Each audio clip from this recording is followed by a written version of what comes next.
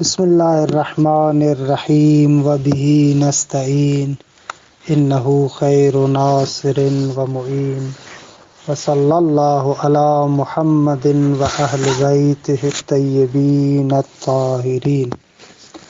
پروردگار عالم آپ تمام برادران کی توفیقات خیر میں اضافہ فرمائے اور خداوند متعال آپ تمام عزیزان کو اپنے حفظ و امان میں رکھے۔ الحمدللہ گزشتہ جلسے میں امر ثانی کے بارے میں گفتگو ہوئی اور آپ کی خدمت میں عرض ہوا کہ امر ثانی علم اصول کے مباحث کی تقسیم کے بارے میں ہے کہ بالآخر ہم لوگ جو علم اصول کے بارے میں یہاں پر گفتگو کرنا چاہتے ہیں اور علم اصول کو پڑھنا چاہتے ہیں تو سب سے اچھا طریقہ کار یہ ہے کہ اس کے مباحث کی تقسیم کو پہلے ذکر کیا جائے، آپ کے سامنے بیان کیا جائے کہ علم اصول کے مباحث کون کون سے ہیں، تاکہ ایک تصویر آپ کے ذہن میں ہو کہ ہم لوگوں نے آئندہ کون سے مباحث پڑھنے ہیں۔ امر ثانی میں عرض ہوا کہ علم اصول کے مباحث کو دو طریقوں سے تقسیم کر سکتے ہیں، ایک تقسیم رباعی ہے اور ایک تقسیم ثنائی ہے۔ تقسیم رباعی کے اندر ہم نے علم اصول کے مباحث کو 4 حصوں میں تقسیم کیا کہ عرض ہوا کہ یا مباحث الفاظ ہیں، یا مباحث عقلیہ ہے، یا مباحث حجج و امارات ہے، یا مباحث اصول عملیہ ہے، کہ یہ ایک رباعی ہے۔ 4 قسموں میں ہم نے مباحث کو تقسیم کیا۔ یا ایک اور تقسیم ہے ایک اور ملاک کے تحت، اس ملاک کے تحت یا علم اصول کے مباحث لفظیہ ہے یا عقلیہ ہے۔ آپ کو یاد ہوگا کہ میں نے کل کے درس میں آپ کے لیے ایک سوال چھوڑا تھا اور کہا تھا کہ جو دوسری تقسیم میں ہم لوگ مباحث لفظیہ اور عقلیہ کی بات کرتے ہیں تو اس کا مقصد یہ نہیں ہے کہ اس تقسیم کے مطابق علم اصول میں مباحث حجج و امارات یا مباحث اصول عملیہ خارج ہے، نہ، یہ مقصد نہیں ہے، بلکہ دوسری تقسیم میں جو مباحث الفاظ کہتے ہیں یا مباحث عقلیہ کہتے ہیں، ان سے مراد وہ نہیں ہے کہ جو رباعی تقسیم میں مباحث لفظیہ اور مباحث عقلیہ سے ہے، بلکہ یہاں پر جو ہم نے کہا مباحث لفظیہ اور مباحث عقلیہ، تو یہاں پر مباحث لفظیہ سے مراد ہر وہ دلیل کہ جو دلیل ہمارے سامنے لفظ کی شکل میں ہے، اور مباحث عقلیہ سے مراد ہر وہ دلیل کہ جو دلیل لفظ کے ذریعے سے نہیں ہے۔ مثال دوں میں آپ کو، مباحث عقلیہ میں مثلا ہمارے پاس اجماع ہے، یا ہمارے پاس سیرت ہے، یا ہمارے پاس جو قواعد عقلیہ ہے۔ اب یہ جتنے بھی مباحث ہیں، ان مباحث میں دلیل لفظ کی شکل میں نہیں ہے، کہ انشاءاللہ ہم پڑھیں گے، ان کو کہتے ہیں دلائل لبی، عقلی دلائل ہے، صحیح ہے۔ تو علم اصول کے کچھ مباحث اس دلیل لبی میں آ جاتے ہیں اور کچھ مباحث ایسے ہیں کہ جہاں پر دلیل میں لفظ استعمال ہوتا ہے۔ تو یہاں پر دوسری تقسیم میں یہ ہمارا مقصد ہے کہ دلیل یا لفظ کی صورت میں ہے یا لفظ کی صورت میں نہیں ہے۔ اگر لفظ کی صورت میں ہے تو اس کو مباحث لفظیہ کہتے ہیں، اگر لفظ کی شکل میں نہیں ہے، اس کی صورت میں نہیں ہے، تو اس کو مباحث عقلیہ کہتے ہیں۔ اس تقسیم کے اعتبار سے عقلیہ کا دائرہ اوپر والے عقلیہ سے بھی بڑھ جائے گا اور مباحث لفظیہ کا دائرہ بھی اوپر والے مباحث لفظیہ سے بڑھ جائے گا۔ یہ مختصر جملہ کل کے سوال کے بارے میں جو گزشتہ درس میں نے آپ کے سامنے عرض کیا تھا۔ آتے ہیں امر سوم کی طرف، تیسرے امر کی طرف۔ تیسرا امر کے جس کے بارے میں یہاں پر گفتگو کرتے ہیں وہ وعظ کے بارے میں ہے، کہ انشاءاللہ وعظ کے بارے میں آپ کے سامنے کچھ مباحث کو ہم پیش کریں گے۔ لیکن اس وعظ کے مباحث کو سمجھنے کے لیے میں چاہوں گا کہ آپ کو ایک منطق کے بحث کی طرف توجہ دلاؤں کہ آپ المنطق جزء اول میں ایک بحث پڑھ چکے ہیں مباحث الفاظ میں دلالت کے نام سے۔ وہاں پر آپ نے جو بحث پڑھی تھی اس بحث میں آپ نے یہ پڑھا تھا کہ دلالت کسے کہتے ہیں، دلالت کے کتنے اقسام ہیں۔ وہاں پر آپ نے پڑھا تھا دلالت یعنی ایک شے کا اس طریقے سے ہونا کہ اس شے کے علم سے دوسری شے کا علم آ جائے، اس کو آپ کہتے ہیں دلالت۔ مثلا آپ دھواں دیکھتے ہیں، دھوئیں کو دیکھ کر آپ کا ذہن فوراً آتش اور آگ کی طرف چلا جاتا ہے۔ خب یہ کیا ہے؟ یہ دلالت ہے۔ دلالت یعنی ایک شے کا ہونا اس طریقے سے کہ اس شے کے علم سے دوسری شے کا علم آ جائے، اس کو دلالت کہتے ہیں۔ تو اب دلالت کے اندر جہاں پر بھی دلالت ہوتی ہے وہاں پر تین چیزیں ہوتی ہیں، ایک دال ہوتا ہے، ایک مدلول ہوتا ہے اور ایک دلالت ہوتی ہے۔ دال ہم کہتے ہیں اس چیز کو جو دلالت کرنے والا ہے، رہنمائی کرنے والا ہے۔ مدلول اس چیز کو کہتے ہیں کہ جس پر دلالت کی جاتی ہے، جس کی طرف رہنمائی کی جاتی ہے، اور دلالت وہ صفت ہے اس دال کی۔ مثلا آپ دھوئیں کو دیکھ کر، دھواں جیسے ہی دیکھا آپ کا ذہن کس طرف گیا؟ آتش کی طرف۔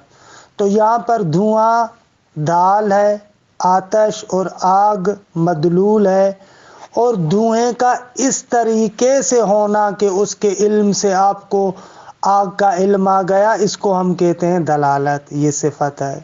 تو جہاں پر بھی دلالت ہوتی ہے وہاں پر یہ تین امر ہوتے ہیں، یا دال ہے، یا مدلول ہے، یا دلالت ہے۔ اچھا، جہاں پر بھی دلالت ہے پھر ہم وہاں پر کہتے ہیں کہ دلالت یا دلالت لفظیہ ہے یا دلالت غیر لفظیہ ہے۔ دلالت لفظیہ سے مراد یہ ہے کہ وہ دلالت کرنے والا لفظ ہو، اس کو کہتے ہیں دلالت لفظیہ۔ اور اگر دلالت کرنے والا غیر لفظ ہو تو اس کو کہتے ہیں دلالت غیر لفظیہ۔ یہ ایک تقسیم ہم دلالت کے بحث میں پڑھتے ہیں۔ دوسری تقسیم ایک اور لحاظ سے ہم دلالت کی کرتے ہیں، ہم کہتے ہیں کہ جہاں پر بھی دال مدلول پر دلالت کرتا ہے وہاں پر سبب دلالت تین میں سے کوئی ایک چیز ہے، یا اس دلالت کا سبب عقل ہے، یعنی فقط عقل دلالت کر رہی ہے اس پر۔ مثلا جیسے اثر کو دیکھ کر آپ مؤثر کی طرف پہنچتے ہیں، علامت کو دیکھ کر آپ ذل علامت کی طرف جاتے ہیں، تو یہ اثر کو دیکھ کر مؤثر کی طرف جا رہے ہیں، اس کو کون سمجھ رہا ہے؟ آپ کی عقل سمجھتی ہے۔ تو یا تو سبب دلالت عقل ہے، اس کو کہتے ہیں دلالت عقلیہ، یا سبب دلالت طبیعت انسان ہے، یعنی طب ہے، مثلا سینے کے درد پر دلالت کرے، کسی کی نبض کا تیز چلنا مثلا اس کے مریض ہونے پر دلالت کرے، کسی کے رنگ کا پیلا ہونا اس کے مثلا ڈرے ہونے پر دلالت کرتا ہے، کسی کا رنگ سرخ ہے، چہرہ بالکل لال ہے، خوب یہ دلالت کرتا ہے کہ سامنے والا غصے میں ہے۔ تو یہاں پر جو سبب دلالت ہے وہ طبیعت انسانی ہے، اس کو کہتے ہیں دلالت طبیعہ۔ یا سبب دلالت وضع ہے، اگر سبب دلالت وضع ہو تو اس کو دلالت وضعیہ کہتے ہیں۔ یہ آپ منطق میں پڑھ چکے ہیں۔ اصول میں ہم آتے ہیں، خود اس وضع کو مانا کرتے ہیں، اس کو سمجھنا چاہتے ہیں کہ وضع کسے کہتے ہیں۔ اگرچہ منطق میں بھی آپ پڑھ چکے ہیں، لیکن یہاں پر جو ابھی ہم آپ کے سامنے بحث بیان کرتے ہیں اس بحث کا مقصد یہ ہے کہ وضع کی حقیقت کو سمجھیں کہ وضع کسے کہتے ہیں۔ مثلا ہم کہتے ہیں کہ لفظ معنی پر دلالت کرتا ہے، جیسے ہی آپ ایک لفظ سنتے ہیں آپ کا ذہن فوراً معنی کی طرف جاتا ہے، اس کو آپ کہتے ہیں دلالت وضعیہ۔ اچھا، یہ الفاظ جو اپنی معانی پر دلالت کرتے ہیں اس کو ہم کس میں ڈالتے ہیں؟ دلالت وضعیہ میں۔ سوال یہ ہے کہ وضع کسے کہتے ہیں، وضع سے کیا مراد ہے؟ تو مصنف یہاں پر وضع کی دو تعریفیں بیان کرتے ہیں ہمارے سامنے، ان دونوں تعریفوں کے اعتبار سے پھر دیکھتے ہیں کہ وضع کی کیا حقیقت ہے۔ پہلی تعریف، پہلی تعریف وضع کی یہ ہے، کہتے ہیں وضع یعنی لفظ کو معنی کے مقابل قرار دینا، ایک لفظ کو ایک معنی کے مقابل قرار دینا، یعنی کیا؟ یعنی ایک لفظ کو ایک معنی کے ساتھ مخصوص کرنا، اسے وضع کہتے ہیں۔ مثلا آپ کے گھر میں بیٹا پیدا ہوتا ہے، آپ اپنے بیٹے کا نام رکھتے ہیں محمد۔ یہ جو آپ اپنے بیٹے کا نام محمد رکھتے ہیں، ہم کہتے ہیں آپ نے وضع کی ہے، آپ واضع ہیں، وضع کرنے والے ہیں۔ لفظ وضع کا ویسے لغت میں معنی یعنی رکھنا، یہاں پر آپ نے کیا کیا؟ اس لفظ محمد کو اپنے بیٹے کے ساتھ مخصوص کر دیا، اس کو کہتے ہیں وضع۔ بس اس تعریف کے مطابق وضع سے کیا مراد ہے؟ وضع یعنی ایک لفظ کو ایک معنی کے ساتھ مخصوص کر دینا، اس طریقے سے کہ جب بھی آپ وہ لفظ کہتے ہیں آپ کے ذہن میں وہ معنی آ جائے۔ یہ وضع کی تعریف ہے۔ اگر سمجھ میں نہیں آیا تو ایک اور مثال دیتا ہوں۔ مثلا آپ راستے سے گزرتے ہیں، راستے پر آپ اگر کسی بڑے شہر میں تو مختلف جگہوں پر آپ سائن بورڈ دیکھتے ہیں، ان سائن بورڈوں پر مختلف قسم کے نشانات اور تیر بنے ہوتے ہیں۔ مثلا اگر آپ کراچی کے اندر ہیں تو ایک جگہ سے گزر رہے ہیں، کسی چورنگی سے گزر رہے ہیں، وہاں پر ایک سائن بورڈ لگا ہوا ہے، اس سائن بورڈ پر ایک نشان ہے کہ اگر آپ صدر جانا چاہتے ہیں تو یہ راستہ ہے، درست ہے؟ صدر جانا چاہتے ہیں تو یہ راستہ ہے۔ تو وہاں پر وہ جو سائن بورڈ ہے اور ایک تیر کا نشان ہے کہ سائیڈ میں صدر بھی لکھا ہوا ہے، یہاں پر آپ کو پتا چل جاتا ہے کہ میں نے صدر جانا ہے، لہذا مجھے یہ روڈ پکڑنا پڑے گا، اس راستے سے مجھے جانا ہے۔ تو یہاں پر بھی وضع ہے کہ اس علامت کو اس مخصوص معنی کے لیے واضع نے وضع کیا ہے۔ واضع نے وضع کیا ہے یعنی اس معنی کے ساتھ اس لفظ کو مخصوص کیا ہے۔ جب بھی آپ یہ نشان یا یہ علامت دیکھیں گے تو آپ کا ذہن اس معنی کی طرف جائے گا۔ یہ پہلی تعریف ہے وضع کی۔ پس وضع یعنی ایک لفظ کو ایک معنی کے ساتھ مخصوص کر دینا، خاص کرنا، یہ وضع کی پہلی تعریف۔ اچھا، وضع کی دوسری تعریف کیا ہے؟ وضع کی دوسری تعریف یہ ہے کہ جو نقل کر رہے ہیں یہاں پر مصنف، یہ مرحوم آخوند خراسانی صاحب کفایہ کی تعریف ہے۔ یہ دوسری تعریف میں کہتے ہیں وضع کیا ہے؟ نحو اختصاص لللفظ بالمعنی، لفظ کا معنی کے ساتھ ایک طریقے سے مخصوص ہونا۔ ان دونوں تعریفوں پر غور کیجئے گا۔ پہلی تعریف میں ہم کہہ رہے تھے کہ لفظ کو معنی کے ساتھ مخصوص کرنا، ایک لفظ کو ایک معنی کے ساتھ معین کرنا، مخصوص کرنا۔ دوسری تعریف میں آپ کہہ رہے ہیں کہ لفظ کا معنی کے ساتھ ایک طرح سے مخصوص ہونا۔ ان دونوں تعریفوں میں آپ کو فرق محسوس ہو رہا ہے؟ دونوں جگہوں پر لفظ معنی کے ساتھ مخصوص ہوتا ہے، لیکن ان دونوں تعریفوں کے اندر کوئی فرق محسوس کر رہے ہیں آپ؟ جی بالکل، ان دونوں تعریفوں کے اندر فرق محسوس ہم کرتے ہیں۔ کون سا فرق ہے؟ اس فرق کو سمجھنے کے لیے آپ اس نقطے کو سمجھیں۔ دیکھیں، وضع کے اندر ہم نے کہا کہ وضع کیا ہے؟ ایک لفظ کو ایک معنی کے ساتھ مخصوص کرنا یا ایک لفظ کا ایک معنی کے ساتھ مخصوص ہونا۔ یہ دو طریقوں سے ہوتا ہے۔ یا تو ایک واضع ہوتا ہے، یعنی ایک شخص ہے جو اپنے ارادے اور اختیار کے ساتھ ایک لفظ کا انتخاب کرتا ہے، پھر اس ایک لفظ کو دوسرے معنی کے ساتھ یعنی کسی معنی کے ساتھ مخصوص کرتا ہے۔ ایک مرتبہ ایسے ہوتا ہے، جیسے اس کی واضح سی مثال میں نے آپ کو دی کہ آپ کے گھر میں بیٹا پیدا ہوتا ہے اور آپ اپنے بیٹے کا نام رکھتے ہیں۔ آپ کہتے ہیں کہ میں نے اپنے بیٹے کا نام رکھا ہے محمد۔ یہاں پر واضح جو ہے وہ بالکل معین ہے، مخصوص واضح ہے، جو بندہ اپنے ارادے اور اختیار کے ساتھ اپنے بیٹے کا نام محمد رکھتا ہے۔ ایک مرتبہ ایسے ہوتا ہے۔ ایک مرتبہ ایسے نہیں ہوتا، ایک لفظ ایک معنی میں استعمال ہوتا ہے، اتنا استعمال ہوتا ہے کہ اب جب بھی ہم اس لفظ کو کہتے ہیں ہمارا ذہن اس معنی کی طرف چلا جاتا ہے۔ کسی بندے نے کوئی خصوصیت سے آ کر اس لفظ کو اس معنی کے لیے مخصوص نہیں کیا، لیکن یہ لفظ اس معنی میں اتنا استعمال ہوا کہ اب جب بھی ہم وہ لفظ کہتے ہیں ہمارا ذہن اس معنی کی طرف چلا جاتا ہے۔ مثال دوں اس کی میں، آپ فرض کریں کسی ہوٹل پر کوئی چھوٹا سا بچہ کام کرتا ہے، اب جو بھی بندہ جاتا ہے اس ہوٹل پر اس بچے کو کہتا ہے چھوٹو ادھر آؤ، چھوٹو ادھر آؤ۔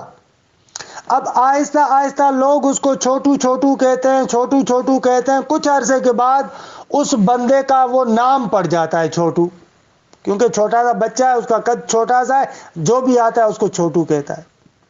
یہاں پر اب کسی شخص نے اس کا نام چھوٹو نہیں رکھا، لیکن کیونکہ استعمال ہوا، بہت زیادہ استعمال ہوا، اب جب بھی ہم اس لفظ چھوٹو کو کہتے ہیں تو وہی فلاں ہوٹل والا چھوٹا سا بچہ ہمارے ذہن میں آتا ہے۔ ایسے بھی ہوتا ہے۔ تو بس یہاں سے پتا چلا کہ وضع دو طریقوں سے ہوتی ہے، یا وضع اس طریقے سے ہوتی ہے کہ ایک معین واضح لفظ کو ایک خاص معنی کے ساتھ مخصوص کرتا ہے۔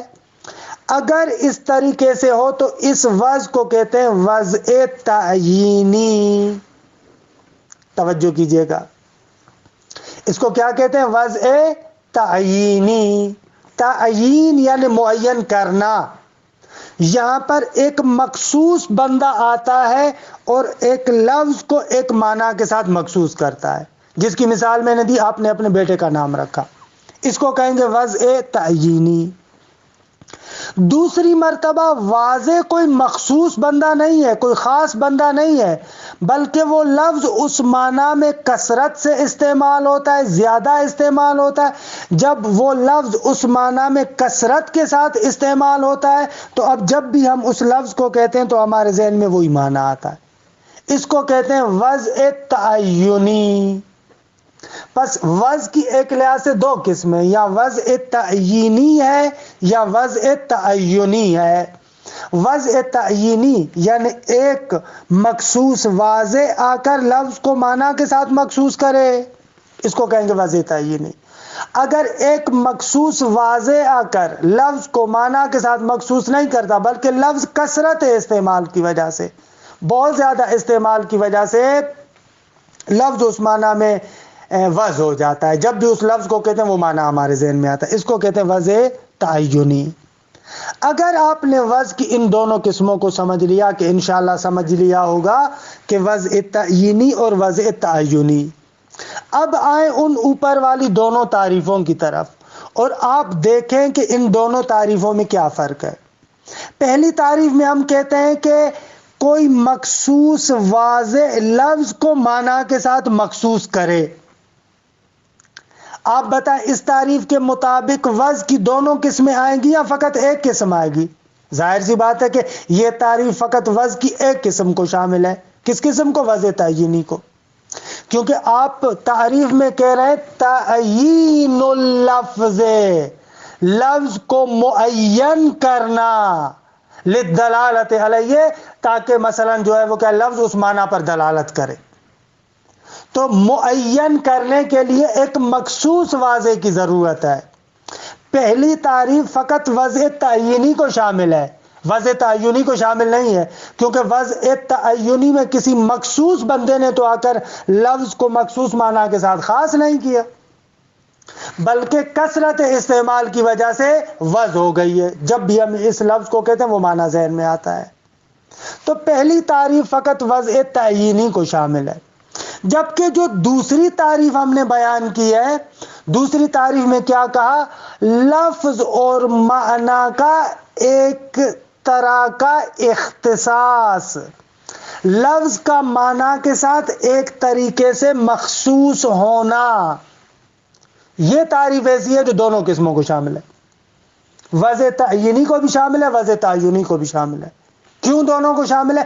اس لیے کہ یہاں پر یہ تو نہیں کہہ رہے کہ کوئی مخصوص بندہ آ کر لفظ کو معنی کے ساتھ مخصوص کرے، نہ، بلکہ ایک طریقے کا اختصاص ہے، مخصوص ہونا ہے لفظ کا معنی کے ساتھ۔ تو اس دوسری تعریف کے اعتبار سے وضع تعینی اور وضع تعینی دونوں اس تعریف کے اندر شامل ہو جائیں گے۔ یہ اس وضع کے بارے میں امر ثالث میں پہلا نقطہ کہ اس عبارت کو تھوڑا سا پڑھتا ہوں میں تاکہ عبارت کا یہ حصہ واضح ہو جائے، بعد میں دوسری بحث کی طرف آتے ہیں۔ اچھا، عبارت پر غور کیجیے گا۔ الامر الثالث، مقدمات میں سے تیسرا امر الوضع، وضع کے بارے میں ہے۔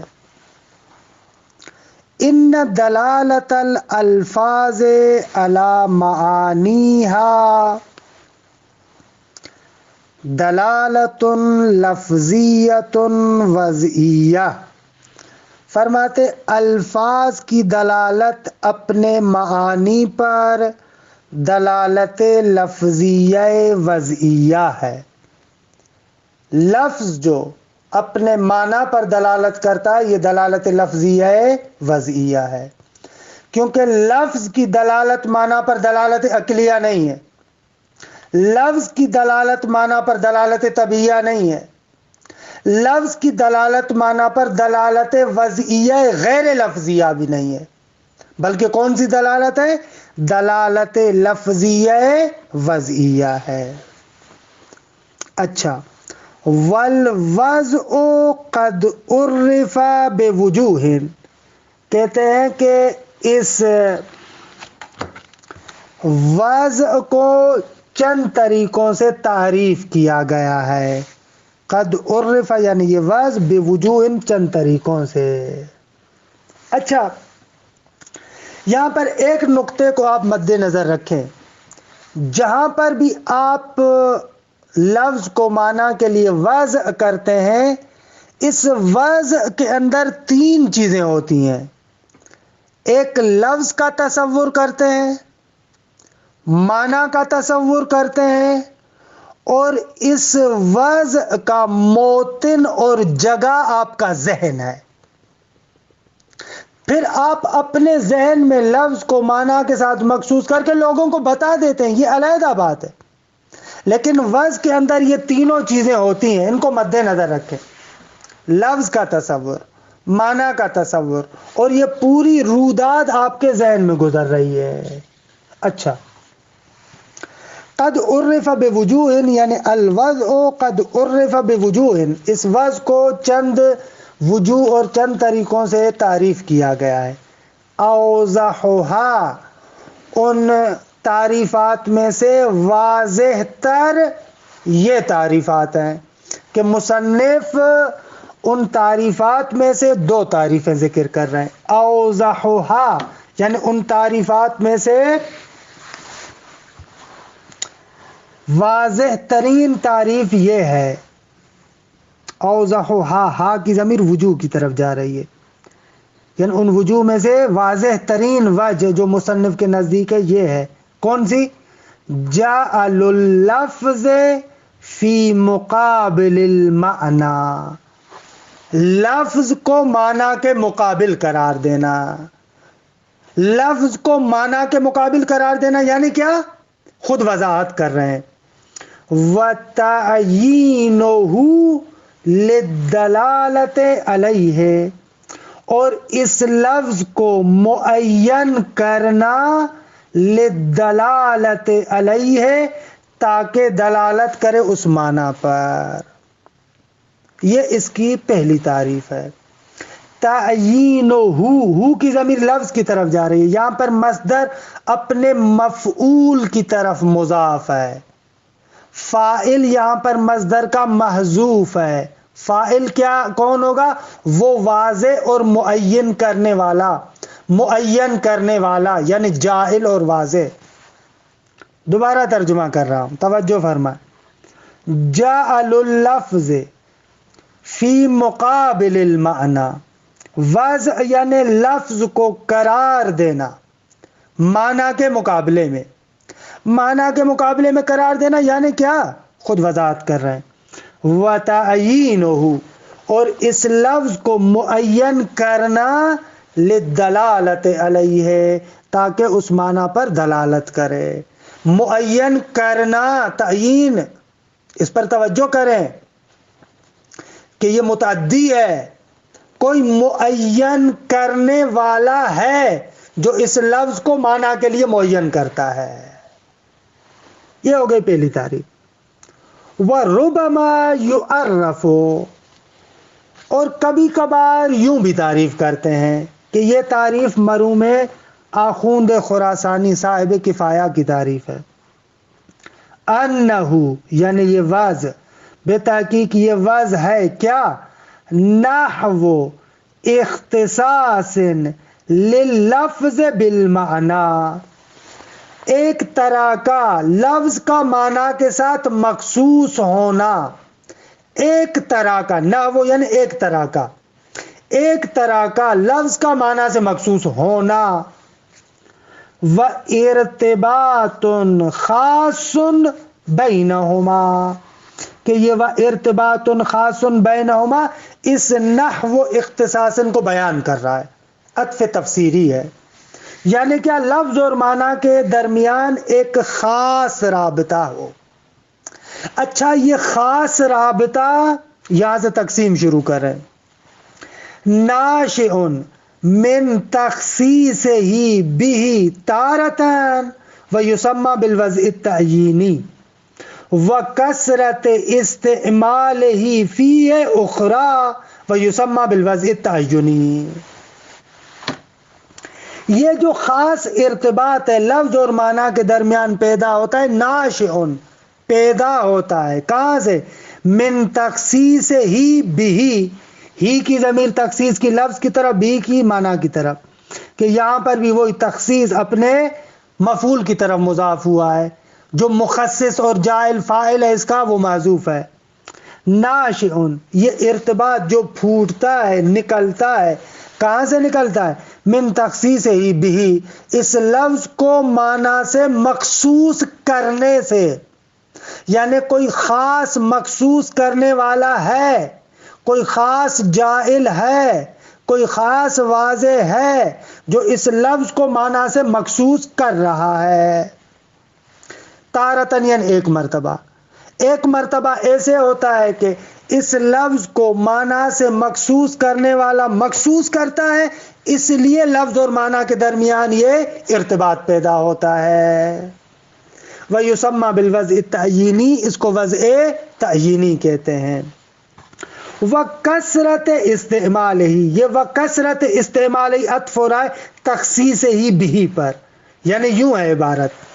وَإِرْتِبَاطٌ خَاصٌ بَيْنَهُمَا، یہ وضع لفظ اور معنی کے درمیان ایک خاص رابطہ ہے کہ ناشئن جو پھوٹتا ہے، ایک مرتبہ من تخصیص ہی بھی سے پھوٹتا ہے، اور دوسری مرتبہ وکثرت استعمال ہی فیہ، دوسری مرتبہ کیا ہوتا ہے کہ لفظ اس معنی میں کثرت سے استعمال ہوتا ہے، وہاں سے یہ رابطہ جنم لیتا ہے، پھوٹتا ہے، وجود میں آتا ہے. اخرى یعنی دوسری مرتبہ. عبارت انشاءاللہ سمجھ میں آئی ہوگی کہ عبارت کیسے پڑھ رہا ہوں میں. ناشئ من تخصیص ہی بھی و ناشئ من کثرت استعمال ہی فیہ ویسمى بالوضع التعینی، اور جب کثرت استعمال کی وجہ سے یہ رابطہ وجود میں آئے تو اس کو وضع تعینی کہتے ہیں. اگر کثرت استعمال کی وجہ سے لفظ اور معنی میں رابطہ پیدا ہو جائے اس کو ہم کہیں گے وضع تعینی. اگر کثرت استعمال کی وجہ سے رابطہ وجود میں نہ آئے بلکہ ایک مخصوص بندہ آ کر لفظ کو معنی کے ساتھ مخصوص کرے اور اس کی وجہ سے وہ مطلب آپ کے ذہن میں آ جائے، جب بھی لفظ کو کہیں آپ کے ذہن میں وہ معنی آ جائے تو اس کو وضع تعینی کہتے ہیں. اچھا، یہ دو تعریفیں ہو گئیں. اب مصنف کہتے ہیں والفرق بین التعریفین واضح، دونوں تعریفوں کے اندر فرق واضح اور روشن ہے. فَإِنَّ الْأَوَّلَ لَا يَشْمُلُ إِلَّا التَّعْيِينِ، پہلی جو تعریف ہے وہ شامل نہیں ہے مگر تعینی کو، یعنی وہ فقط وضع تعینی کو شامل ہے. بخلاف الثانی، جبکہ دوسری تعریف اس طریقے سے نہیں ہے. فَإِنَّهُ، یعنی یہ ثانی، أَأَمُّ مِنْهُ وَمِنَ التَّعَيُّنِ، منو کی ضمیر جا رہی ہے تعینی کی طرف. یہ دوسری تعریف تعینی اور تعینی سے اعم ہے، یعنی دونوں کو شامل ہے. دوسری تعریف کی یہ خاصیت ہے. یہ مصنف کی بات یہاں پر ختم ہو گئی. اگرچہ ایک بندہ آ کر کہہ سکتا ہے کہ پہلی تعریف بھی دونوں تعریفوں کو شامل ہو سکتی ہے. وہ کس طریقے سے؟ وہ اس صورت میں جب آپ لفظ جعل کو اسم مصدر کے معنی میں استعمال کریں، کیونکہ جعل مصدر بھی ہو سکتا ہے، اسم مصدر بھی ہو سکتا ہے. اگر جعل سے مراد مصدر ہو تو پھر صاحب کتاب جیسے آغا جعفر سبحانی دام ظلہ العالی فرماتے ہیں، اس صورت میں یہ تعریف فقط وضع تعینی کو شامل ہے. کس طریقے سے؟ اس کی تھوڑی وضاحت سن لیں بھلا. اگرچہ قرار نہیں ہے کہ اس قسم کی گفتگو ہو، لیکن بہرحال آپ کے ذہن کو تھوڑا سا منور کرنے کے لیے، کھولنے کے لیے اس طریقے سے اشارہ کر رہا ہوں. آپ نے پڑھا ہے کہ ایک مصدر ہوتا ہے اور ایک اسم مصدر ہے. مصدر حدث پر دلالت کرتا ہے، کسی واقعے پر، کام کے ہونے پر، وقوع پر، اس پر دلالت کرتا ہے، حدث پر دلالت کرتا ہے. جبکہ اسم مصدر اس حدث کے حاصل کو کہتے ہیں، حاصل مصدر کو کہتے ہیں. حاصل مصدر کو کہتے ہیں اسم مصدر. مثلا طہارت، وضو، ایک مرتبہ یہ مصدر کے معنی میں استعمال ہوتا ہے، وضو مصدر کے معنی میں، یعنی نیت کرنے کے بعد منہ دھونا، اپنے ہاتھوں کو دھونا، مسح کرنا، یہ مصدر کے معنی میں ہے، حدث پر دلالت کر رہا ہے، اس کام کے کرنے پر دلالت کرتا ہے. دوسری مرتبہ وضو کہتے ہیں ہم، یعنی حاصل مصدر، یہ جو آپ نے منہ کو دھویا، آپ نے اپنے ہاتھوں کو دھویا، سر کا، پاؤں کا مسح کیا، اس کے بعد جو آپ کو طہارت حاصل ہوتی ہے، اس کو کہتے ہیں حاصل مصدر یا اسم مصدر. تو اسم مصدر کیا ہوتا ہے؟ مصدر کا نتیجہ حاصل. ایک اور مثال دوں آپ کو. آپ نے سنا ہوگا ایک مرتبہ ہم کہتے ہیں لفظ غسل، غین پر فتح زبر، غسل. دوسری مرتبہ ہم کہتے ہیں غسل، غین پر ضمہ دیتے ہیں. ان دونوں میں کیا فرق ہے؟ غسل مصدر ہے، یعنی دھونا، آپ اپنے پورے بدن کو دھوتے ہیں، اس کو کہا جاتا ہے غسل. لیکن پورے بدن کو دھونے کے بعد جو آپ کو طہارت حاصل ہوتی ہے، اس کو کہتے ہیں غسل، یعنی حاصل مصدر، مصدر کا نتیجہ. تو یہ آپ اپنے مقام پر صرف سادہ وغیرہ میں پڑھ چکے ہیں. اس بنا پر آئیں اور اس تعریف کو دیکھیں. جعل کو اگر مصدر قرار دوں میں، یعنی ہم کہیں جعل یعنی مصدر، مصدر یعنی قرار دینا، لفظ کو معنی کے مقابل قرار دینا، ظاہر سی بات ہے کہ یہ فقط وضع تعینی کو شامل ہے. لیکن قرار دینے کا جو نتیجہ ہے، حاصل مصدر ہے، اسم مصدر ہے. اگر جعل کو اس معنی میں لے لیا جائے، یعنی لفظ کا معنی کے مقابل قرار پانا اسم مصدر کے معنی میں، اس صورت میں پہلی اور دوسری تعریف میں کوئی فرق نہیں رہے گا. وہی اس جعل کا معنی وہی ہو جائے گا، نہ وہ اختصاص ہے. اس صورت میں اگر آپ کو اس میں مصدر قرار دیں تو پھر ان دونوں تعریفوں کے اندر کوئی بھی فرق نہیں ہوگا. اچھا، یہ ہو گئی جعل کے بارے میں بات اور اس تعریف کے بارے میں. لیکن مصنف نے یہاں پر جعل کو مصدر کے معنی میں لیا ہے، لہذا یہاں پر فقط اور فقط وضع تعینی کو شامل ہے. دوسرا مطلب جو اہم ہے اس کی طرف بھی اشارہ کروں. دیکھیں ان تعریفات سے پتہ چل رہا ہے کہ وعظ ایک امر اعتباری ہے. یعنی کیا امر اعتباری ہے؟ ہمارے پاس دو طرح کے امور ہیں. کچھ امور کو کہتے ہیں امور حقیقی یا تکوینی، اور کچھ امور کو کہا جاتا ہے امور اعتباری یا امور جعلی. مثلا جو آگ ہے نا وہ جلاتی ہے، آگ کا جلانا ایک تکوینی اور حقیقی امر ہے. یہ اب کسی جاہل کے جہل کرنے کی وجہ سے نہیں ہے، کسی بندے کی قانون گزاری کی وجہ سے نہیں ہے کہ ایک بندے نے کہا ہو کہ آج سے میں یہ وضع کرتا ہوں کہ آگ کو جلانا ہے. بھائی تم وضع کرو یا نہ کرو، آگ جلائے گی. تمہارے اعتبار کرنے سے نہیں ہے، تمہارے جہل کرنے سے نہیں ہے. ایسے امور کو کہا جاتا ہے امور تکوینی یا امور حقیقی. اس کے مقابلے میں امور اعتباری ہیں. امور اعتباری سے مراد یہ ہے کہ ان امور کے اندر کسی معتبر اعتبار کرنے والے کی ضرورت پڑتی ہے، کسی جاہل کی ضرورت پڑتی ہے جو آ کر ایک چیز کے لیے جعل کرے کسی چیز کو. مثلا جیسے قوانین ہوتے ہیں ہمارے ملک کے اندر، جتنے بھی قانون بنتے ہیں یہ سارے کے سارے قوانین امور اعتباری ہیں. امور اعتباری ہیں یعنی کیا؟ یعنی عقلاء بیٹھے ہیں مجلس کے اندر اور وہاں پر بیٹھ کر، پارلیمنٹ کے اندر بیٹھ کر انہوں نے قانون بنایا.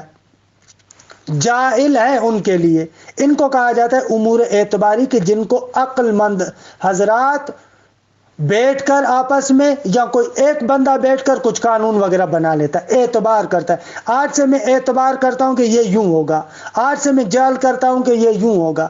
یہ جتنے بھی قوانین بنائے جاتے ہیں ان تمام چیزوں کو کہا جاتا ہے امور اعتباریہ.